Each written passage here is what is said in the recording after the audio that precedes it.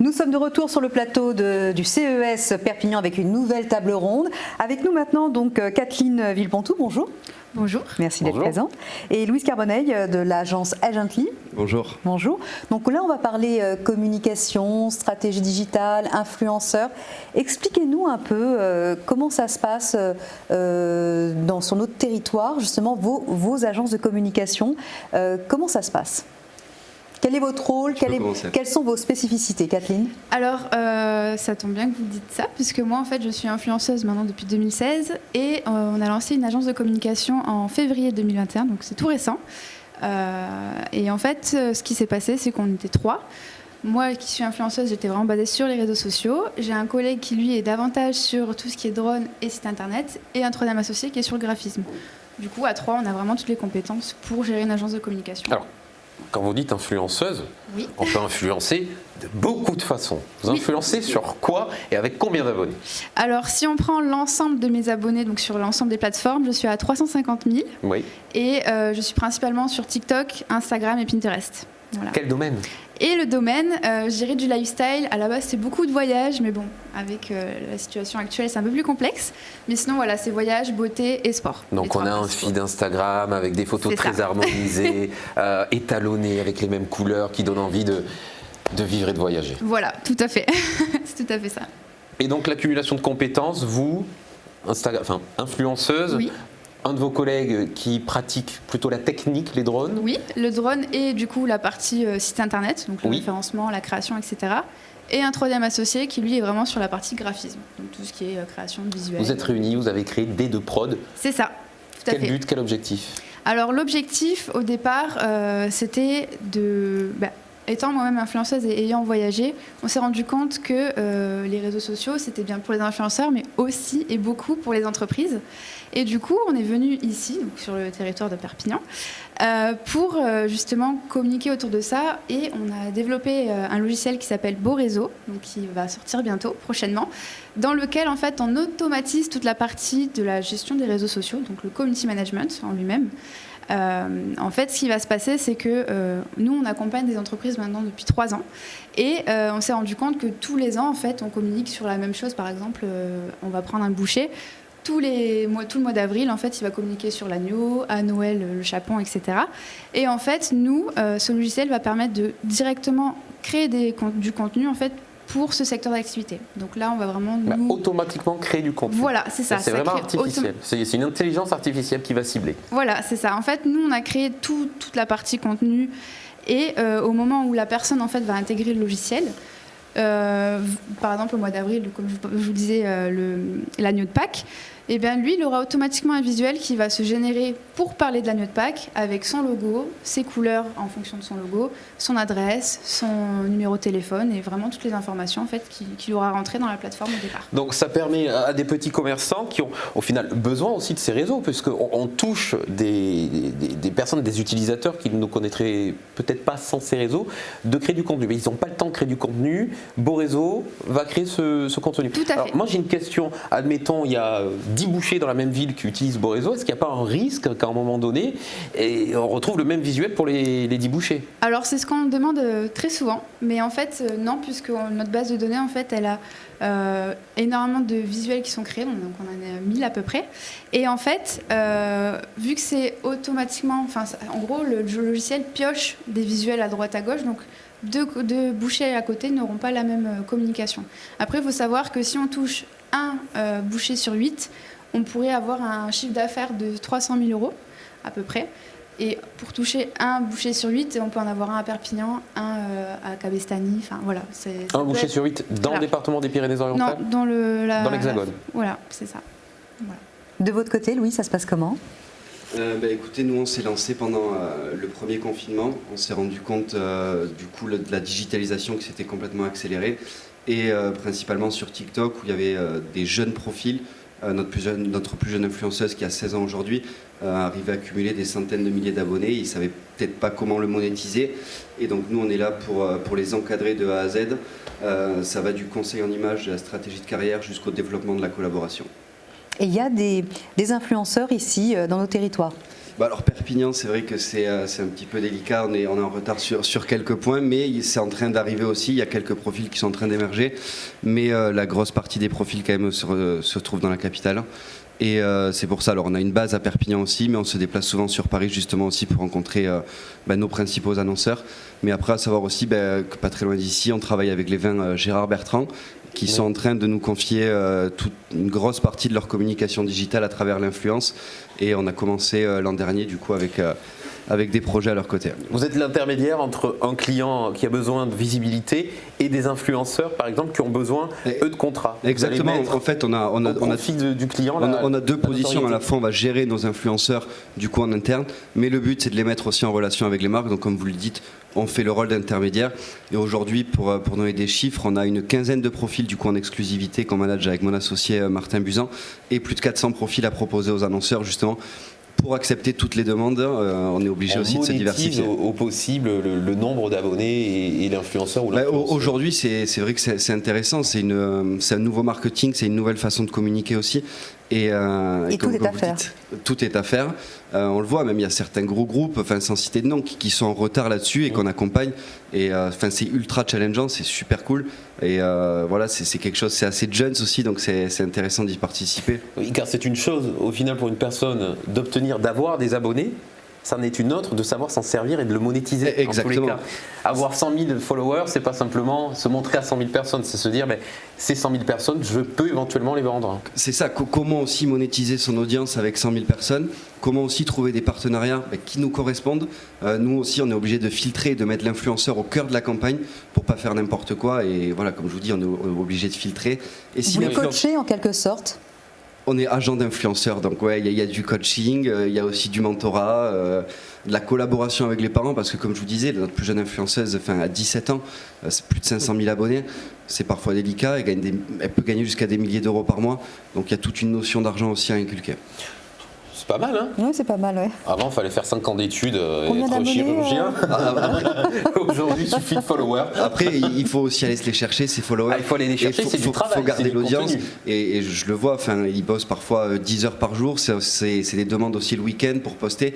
Il faut être constamment présent. Donc, il y a les 5 ans d'études, mais il y a aussi le travail long terme. Instagram, en tous les cas, c'est vraiment un travail du quotidien, de créer du contenu, ça demande beaucoup de rigueur, j'imagine. Les algorithmes Instagram apprécient qu'il y ait un contenu posté régulièrement, des stories en permanence, ce genre de choses. Alors oui, on tout rêve à fait. Instagram. Oui, qu'importe ce qu'on fait, en fait, on va directement penser à quelle story on va faire, quel post on va pouvoir faire.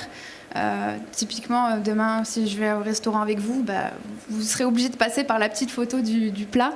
Mais voilà, en fait, c'est un métier qui prend beaucoup de temps, mais qui est aussi passionnant, puisqu'on a une communauté derrière qui nous le rend très bien, en général.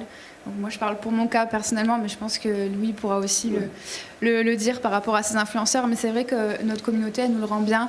En général, elles sont quand même bienveillants. Moi, j'ai pas beaucoup d'haters, par exemple, mais voilà. Donc oui, c'est un travail à temps plein, mais qui est passionnant. Vos agences, au final, elles sont pas si concurrentes que ça? Non, moi je dirais que c'est plus complémentaire au final, et c'est peut-être presque nous un besoin qu'on pourrait demander pour. Vous pourriez gérer. On pourrait justement nous mettre en place des influenceurs pour faire leur communication et justement prendre leur outil nous pour automatiser sur nos réseaux sociaux. Quels types d'annonceurs justement commencent à mordre à ce genre de communication? C'est intéressant parce qu'aujourd'hui ça s'ouvre à tous les secteurs d'activité. On le voit avec Gérard Bertrand, on travaille aussi avec Caudalie, donc dans le secteur de la beauté, de la cosmétique. Ça passe aussi par Lacoste, donc tout ce qui va être le textile. On a même été sollicité par une société belge qui fait du revêtement de terrasse pour faire une vidéo YouTube avant-après pour montrer. Donc c'est vrai qu'aujourd'hui ça s'ouvre à tous les secteurs d'activité, c'est ça qui est intéressant et ça permet de ne pas avoir de routine aussi. Et ça, vous sentez que de plus en plus d'annonceurs ou de types d'annonceurs différents souhaitent ce genre de communication? Personnellement, on le voit et c'est pour ça, nous, sur les objectifs de 2022, on va être obligé de recruter pour répondre aux besoins de tous les annonceurs. Et c'est vrai que tous les jours, on est sollicité, on reçoit des dizaines de mails avec des propositions complètement différentes et c'est challengeant. Est-ce qu'il y a des entreprises qui se rendent compte un petit peu trop tard, qu'ils auraient dû se mettre avant sur les réseaux sociaux parce qu'on capte une autre clientèle. Et est-ce que c'est trop tard ou est-ce qu'on peut toujours s'y mettre? Non, en fait, c'est pas trop tard, justement. On est en pleine digitalisation, donc la pandémie a tout accéléré, mais c'est jamais trop tard et il vaut mieux justement prendre le train pendant que tout est en train de s'accélérer plutôt que d'attendre encore plus. Oui, concrètement, oui. Oui, moi je suis tout à fait d'accord avec Louis. C'est vrai que bon, là on parle beaucoup d'influenceurs, mais même au niveau de la communication de manière générale, nous on a beaucoup de... Enfin, pour donner un exemple, on a une cliente qui est arrivée et qui nous a dit, bon, bah, mon fils m'a dit qu'il fallait que je sois sur Facebook. Mais pour elle, c'était impensable et ça ne servait à rien, entre guillemets.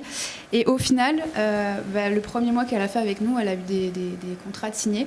Et elle s'est rendue compte qu'en fait, les réseaux sociaux, c'est bien pour les influenceurs, mais aussi pour n'importe quel secteur d'activité, puisque nous, notre logiciel Beau Réseau, ça va vraiment être pour les commerces de proximité. Donc en soi, le côté relationnel, ils l'ont déjà avec leurs clients. Un boucher, un coiffeur ou autre, on leur parle en fait naturellement d'un petit peu tout et de rien. Et au final, c'est vrai que le patron en fait de la boîte devient un petit peu l'influenceur de sa propre boutique. Donc c'est pour les influenceurs, mais aussi du côté en soi, c'est un peu une vitrine digitale au final pour un boucher ou un épicier. Il a sa propre boutique en physique, mais ça lui permet aussi d'avoir une communication et d'aller chercher de nouveaux clients avec des leviers d'acquisition digitaux. Sans tous les aspects un petit peu très chronophages que demande l'entretien de ces réseaux sociaux.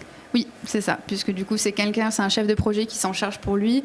Et il y en a de temps en temps qui publient des publications, mais publier pour publier, c'est bien, mais derrière, il n'y aura pas de diffusion. Et donc, ça n'apportera pas grand-chose. Donc, c'est vrai qu'avoir un chef de projet pour nous accompagner, pour les accompagner, c'est toujours intéressant. Oui, il y a quand même une stratégie à définir, des cibles, il y a des choses à respecter. C'est pas si évident que ça. Faire un post Facebook, mais faire un post Facebook qui a du sens et qui amène des clients, c'est tout à fait autre chose. Et ça, c'est un métier. C'est ça. Pour vous donner un autre exemple, parce qu'en fait, nous, on travaille dans les Pyrénées-Orientales, à Paris et en Polynésie française. On a par exemple une boutique d'articles de pêche en Polynésie qui voulait vendre un harpon, donc sur les réseaux sociaux. Et ce qui s'est passé, c'est qu'il a voulu faire de la publication, un boost sur cette publication, sauf qu'il ne s'était pas rendu compte que ça pouvait ne pas passer. Et effectivement, c'est pas passé. Contre les règles Instagram. Voilà, c'est des règles qui ne passaient pas, puisque ça reste une arme, même si là c'était pour attraper du poisson.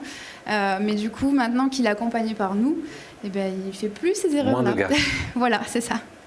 Ouais, c'est vrai que, je me vais de rebondir, mais sur les réseaux sociaux, il y a des règles communautaires qui sont assez précises, principalement sur TikTok, là où tu es présente, où il faut faire très attention au contenu qu'on poste aussi.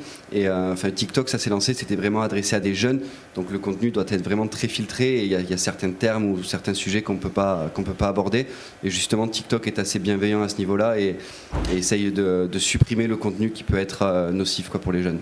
Est-ce que très rapidement, finalement, ces modes de communication ne vont pas devenir indispensables? Je pense à TikTok pour tout ce qui est produit pour jeunes. Est-ce que finalement, ça ne va pas devenir incontournable très très rapidement? Moi, je pense que oui, et on le voit. Tous les budgets marketing aussi, ils vont mettre une grosse partie maintenant dans l'influence. On voit SNCF, Caudalie, toutes ces marques lancent leur propre maintenant compte TikTok justement pour communiquer là-dessus et prennent des influenceurs. Et on le voit, ça paye aujourd'hui et ils s'y retrouvent tous, les annonceurs. Mais donc, on passe notre temps... Oui, pardon. Oui, j'allais dire qu'effectivement, c'est intéressant puisque nous, on a aussi des clients qui maintenant veulent se mettre sur TikTok. On a par exemple le parc Argelès Aventure qui a fait appel à des influenceurs, s'est rendu compte que ça marchait bien sur les réseaux, notamment TikTok, puisque une vidéo avait fait par exemple 1 million de vues et le lendemain il était booké. Et du coup, même lui, il aimerait se mettre maintenant sur les réseaux sociaux et il est déjà sur les réseaux sociaux, mais notamment TikTok où il toucherait un petit peu plus sa clientèle. Donc que ce soit les influenceurs ou encore une fois les marques, être sur les réseaux sociaux, c'est ce qu'il faut maintenant. Et après TikTok aujourd'hui, c'est quand même une tendance qui est inévitable parce qu'en 2021, c'est la première application téléchargée. En termes de chiffres, c'est plus de 650 millions de téléchargements.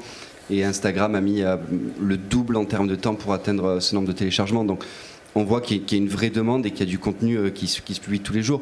Sur Instagram, je crois qu'en une minute, sans me tromper, c'est 695 000 stories qui sont partagées par minute.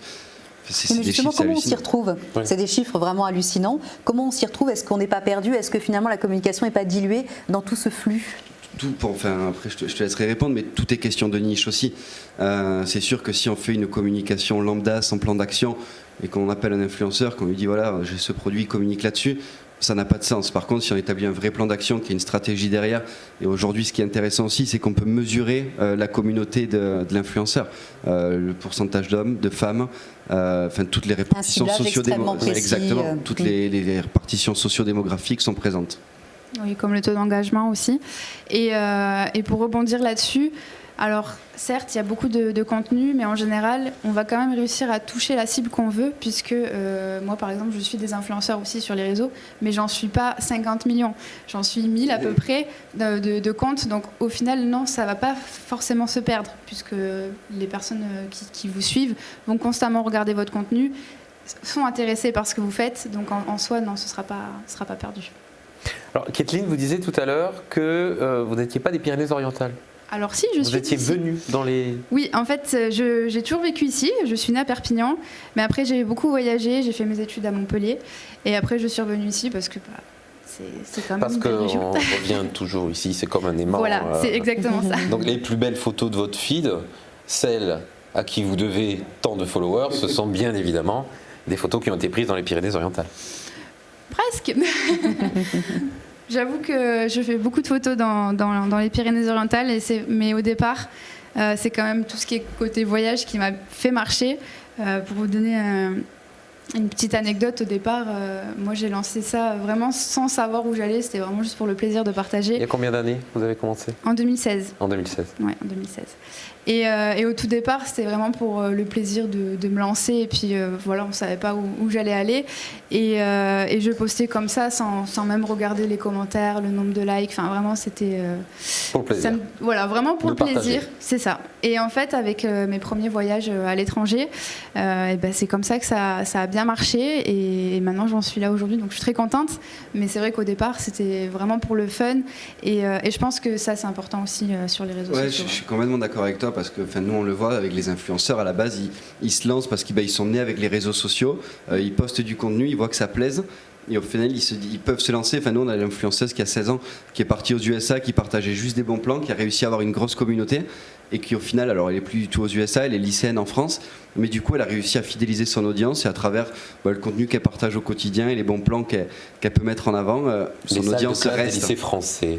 Pardon. Les salles de classe des lycées français. Ouais, voilà. Doivent halluciner aux USA. Ça plaît, hein. C'est un contenu qui plaît et ça fait quand même pas mal de vues. Ouais. Vous avez combien d'influenceurs aujourd'hui que vous gérez ? Qu'on gère en exclusivité, il y en a une quinzaine. Ça représente, sur la quinzaine, combien d'abonnés ? Le plus petit a 70 000 abonnés et le plus gros a 2,5 millions d'abonnés sur TikTok. Quand même. Donc ouais, ça représente du monde quand même. Et sur la totalité des influenceurs qu'on a, on touche plus de 12 millions de personnes. Plus de 12 millions de personnes, ah oui, effectivement, vous avez monté un petit GIE, groupement d'intérêt économique d'influenceurs. Effectivement, quand une marque vous appelle, potentiellement, elle sait qu'elle va pouvoir toucher presque 13 millions de personnes. C'est ça, et après, sans vous parler aussi des 400 profils qu'on a en partnership, avec le plus gros qui est Michou, avec qui on a des relations directes, qui a plus de 6 millions d'abonnés seulement sur TikTok. Sur YouTube, pardon, et 3 millions sur Instagram. C'est hallucinant les chiffres aujourd'hui, et on espère en tout cas en 2022 et dans les années à venir que ce sera de plus en plus grand. Agently, ça a été créé quand ? Il y a un an, en novembre dernier. Pourtant, les réseaux sociaux, ce principe d'influenceur, que les marques utilisent des influenceurs pour se faire de la pub, c'est pas nouveau. Donc votre entreprise, au regard de l'avènement des réseaux sociaux, est récente. Ça n'avait pas été fait avant. Qu'est-ce que vous avez changé pour faire que ça fonctionne ? Alors on s'est rendu compte surtout... il y a eu la première partie des influenceurs, ça a été la télé-réalité. Pour moi, ça a été un peu du grand n'importe quoi. Ça a été tout accepté, des promotions en veux-tu, en voilà. Et comme je vous disais tout à l'heure, c'est grâce au Covid aussi, où on a vu l'émergence de nouveaux profils qui sont maintenant des créateurs de contenu, qui sont innovants, qui ont une créativité vraiment débordante et qui font encadrer. Et c'est ces profils-là justement que des marques comme Lacoste, Perrier vont rechercher et s'éloignent de la télé-réalité. Donc, Depuis 2016, voilà, il y a les réseaux sociaux, la notion d'influenceur, mais c'est vrai que c'est en train de vraiment de bien évoluer là-dessus. Ça se professionnalise justement?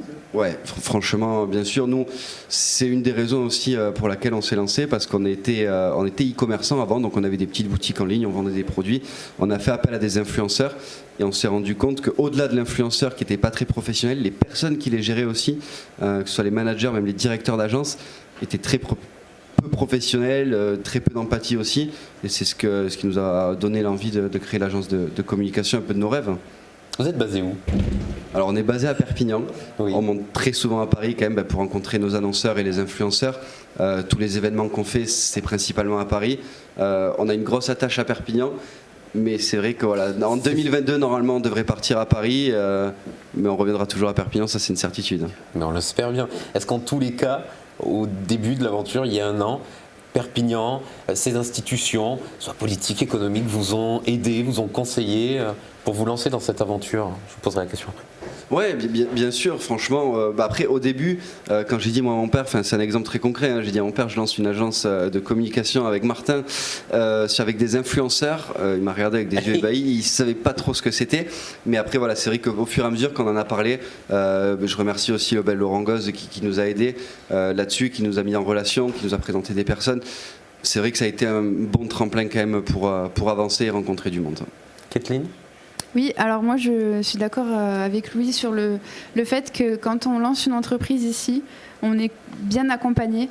On prend l'exemple, si demain on ouvre une entreprise à Paris, là la concurrence elle est rude, il y a beaucoup d'entreprises. Et c'est vrai qu'à Perpignan, déjà on a ce petit côté humain. Nous, par exemple, on a lancé l'entreprise en février donc 2021, comme je vous disais tout à l'heure. Et on a beaucoup été accompagné par le pôle Action Média ou encore l'UPVD Incube. Et du coup, ça nous a permis au tout départ de vraiment s'implanter et avoir des réponses tout simplement à toutes les questions qu'on avait, un accompagnement que ce soit avec des avocats, des comptables ou autres. C'est vrai que quand on se lance, on ne sait pas vraiment où on va.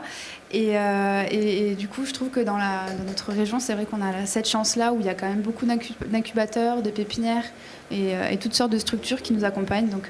Et moi, je trouve ça bien aussi quand même d'être accompagné sur certains points, comme tu dis, que ce soit juridique ou peut-être au niveau comptable, au niveau des ressources humaines. Quand on se lance, quand on est jeune, on n'a pas toutes les notions, on a un petit peu cette folie et ça permet quand même d'être structuré d'entrée. Est-ce qu'il faut une formation spécifique pour vos métiers? Moi, je réponds franchement non, parce qu'on est né avec les réseaux sociaux au final, donc c'est une compétence qu'on a développée au fur et à mesure, mais il n'y a pas d'école ou de formation pour l'instant qui... Ça peut être très technique.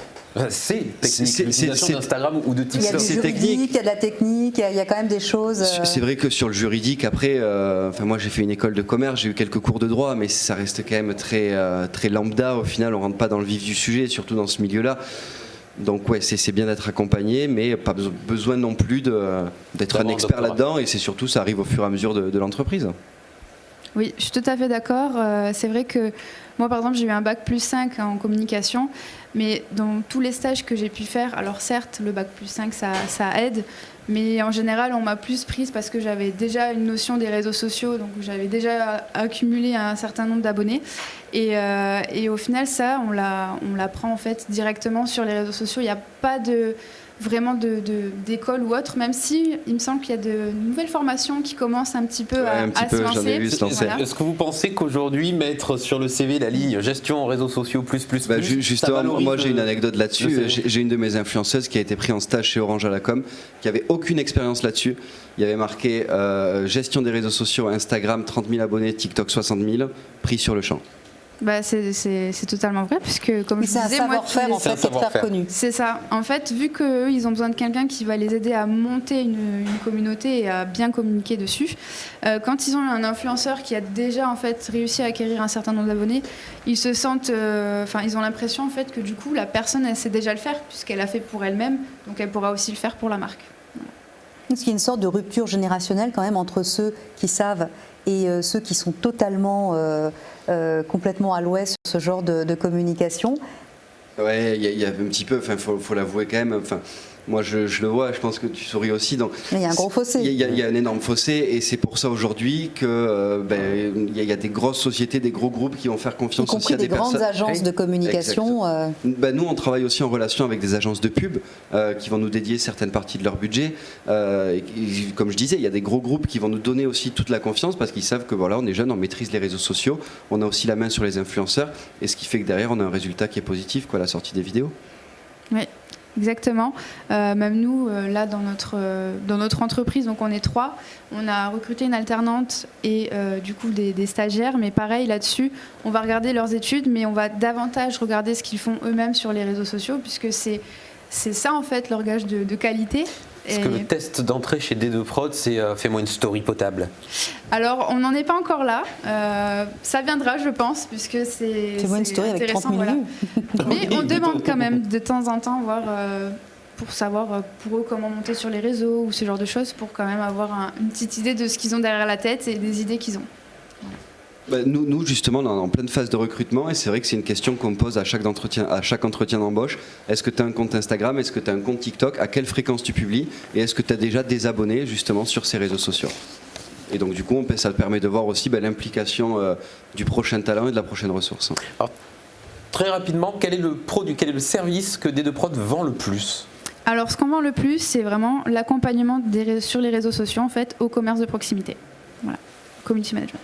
Pour Agently? Et pour Agently, nous, c'est vraiment, alors c'est vraiment sur mesure, mais c'est une campagne d'influence, que ce soit sur TikTok, Instagram ou YouTube, avec la mise en relation d'un influenceur au cœur du projet pour un annonceur. Alors ça, d'un point de vue entreprise. Ouais, mais pour acquérir, vous vendez également du conseil à des en fait, le influenceurs en devenir qui souhaitent acquérir. C'est ça, à la fois, il y a cette partie conseil à l'influenceur, donc stratégie de carrière et conseil en image, mais aussi en fait à travers le projet qu'on va mener à bien avec l'annonceur, on lui apporte de la stratégie au final et on le conseille tout au long de la campagne. Quels sont vos objectifs? Alors pour ma part, continuer sur cette lancée, puisque là en un an on est déjà très content de ce qu'on a fait en termes de chiffre d'affaires. Avec le logiciel qu'on est en train de lancer, normalement un chef de projet pourra accompagner 30 au lieu de 10 entreprises, et du coup on a envie de continuer là-dessus. Et chez nous, Agently, ça va être du recrutement, principalement des talent managers et des chefs de projet pour pouvoir répondre aux besoins de tous les annonceurs et essayer de continuer à croître, et pourquoi pas une montée à Paris très prochaine pour se développer plus rapidement encore. C'est tout le mal qu'on vous souhaite. Merci beaucoup. Vous n'aurez pas de soleil, il y aura du gris, il n'y aura pas d'horizon, mais c'est une très belle vie. C'est pas Perpignan. Après, on n'y restera pas peut-être 10 ans, mais on reviendra ici. C'est certainement une évolution, une continuité tout à fait normale pour une entreprise. C'est un passage obligatoire malgré tout. Un passage obligatoire, certainement initiatique pour des entreprises comme la vôtre. Merci beaucoup. Merci infiniment d'être venu sur notre plateau. Merci à vous. On avait dit qu'on le faisait en anglais. Caitlin Villepantux, ça fait bien. Et on a également Louise Carbonnet. Merci beaucoup en tout cas, c'était un plaisir. Merci. À vous deux.